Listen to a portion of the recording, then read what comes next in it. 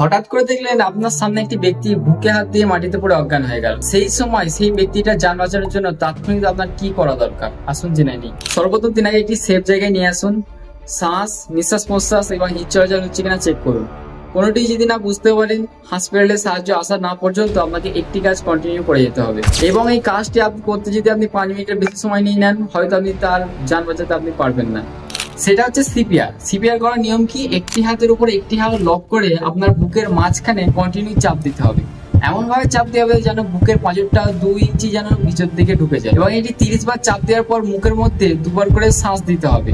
তারপরে চেক করতে হবে যে সেই ব্যক্তিটার শ্বাস প্রশ্বাস চলছে কিনা। যদি না চলে, পুনরায় আপনাকে সেই কাজটা একইভাবে করে যেতে হবে।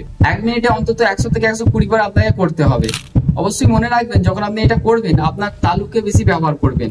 এই ছোট্ট একটি জ্ঞান আপনি একটি মানুষের জীবন বাঁচাতে পারেন। নিজে শিখুন এবং ভিডিওটাকে শেয়ার করে অপরকে শেখার সুযোগ করে দিন।